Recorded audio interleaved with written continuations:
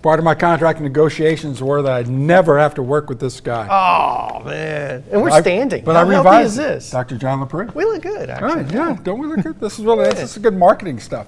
So, artificial sweeteners. Yes, sir. In the news of late, what are you finding out? Right. So the World Health Organization just issued a statement that artificial sweeteners are not useful for losing weight, which we kind of already knew, but it's bold of them. Sounded to make good. Oh, yeah, doesn't it? Great marketing. Yeah. But actually, it does not. We have some data, things that does help, but really weight loss is not one of them. So, John, when we talk artificial sweeteners, how do they work in a nutshell? Breaking it down to the 90 level class. How do they work? Right. Oh, it's really interesting. Taste is a chemical reaction. Yep. So basically, when a chemical hits your tongue, your brain senses that as sweet. These artificial sweeteners are actually 200 times or more sweet than natural sugar. So again, a very potent thing. Very little is needed.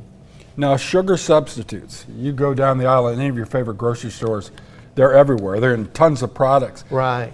What can you tell me about these guys? So there's three main classes of artificial sweeteners. There's the natural sweeteners. Stevia would be one of the classics. See that one? Yeah. There's the aspartame, which is a second class of sweeteners. These are artificial. Saccharin is another one. These are actually amino acids that taste sweet on our tongue. And then the last class is what we call sterile alcohols or sugar alcohols. I think Splenda, sucralose is the classic example of that one. Yeah, see Splenda everywhere as well. Yeah. I'm going off script here for a second, but John, these came in to being, and they had all this fanfare, Oh, right. And we're finding out that, as we're just saying in just our first few questions, they aren't necessarily all that. They aren't the end all be all. Right. And we'll talk after the break about a few useful things, but other than eliminating natural sugar out of your diet, they're really not a positive. They're not bringing benefit to your life. Yeah.